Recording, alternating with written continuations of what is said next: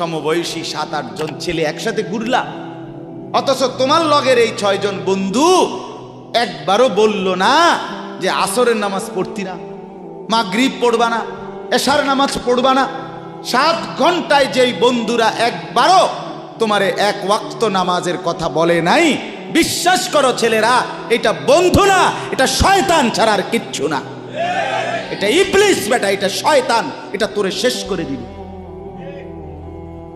তোর আখিরাত তো শেষ করবে, তোর দুনিয়া তোরে অকর্মণ্য অপদার্থ বানাইয়া একটা আকামলা বানাইয়া ছেড়ে দিবে।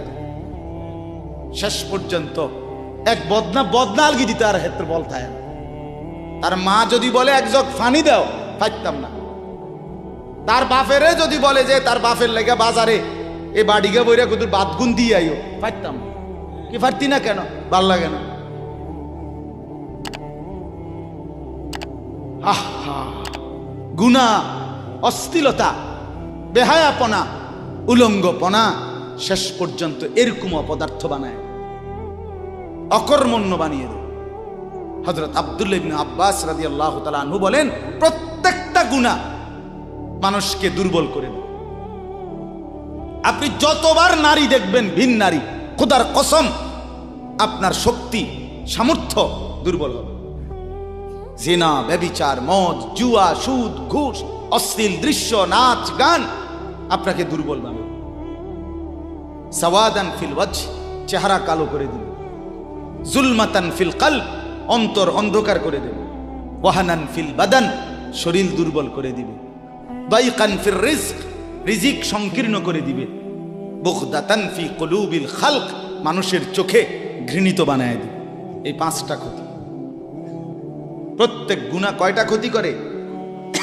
চেহারা কালো বানায়, অন্তর অন্ধকার বানায়, শরীর দুর্বল করে, রিজিক সংকুচিত করে, কমিয়ে দেয়, মানুষের চোখে ঘৃণা তৈরি। আপনি 2টা ছেলে একসাথে মনে করেন বিড়ি খায়, সিগারেট খায়, গাঁজা খায়, একসাথে হেরা 24 ঘন্টা চলে, একসাথে মোবাইলে ছবি দেখে, নাচ দেখে, ভিডিও দেখে, অশ্লীল। এরকম 2 জনের আলগা করে একজনের জিগান তোর লগের হেতে কেমন, হেতে কি করবো? উনি জোনায়েদ বাগদাদি। কথা বলেন না কেন? হে বলবো এটা নাকি? সে বলবো যে অসভ্য। তাইলে কি বুঝা গেল? আপন যার লগে চলছিলা তুমি, হেই তো তোমারে অসভ্য। অসভ্যকে অসভ্য বলে, সভ্যরাও অসভ্য বলে। এই কথাটা জরুরি। দুশ্চরিত্রকে, মন্দকে মন্দ লোকেও মন্দ বলে, ভালো লোকেও কি বলে? মন্দ। নেককার এর উল্টাটা। একটা লোক নামাজি, চরিত্রবান, দিনদার, আল্লাহর পথে চলে, ছেলেটা নামাজ পড়ে, যুবক, সমাজের যে কোনো কাউকে খারাপ, একার গাঁজাখোর, ফুট্টাখোর, বাবাখোরকে জিগান যে এই লোকটা কেমন, সে বলবে ভাই আমি খারাপ হইতে পারি, কিন্তু তবে হেতে ভালো। ঠিক কি না বলে? হ্যাঁ। এজন্য প্রিয় বন্ধু, আবারও বলছি, বাপ জিন্দেগি নষ্ট করেন, হায়াতের কদর করেন, জীবনের কদর করেন, জীবন সুন্দর করেন।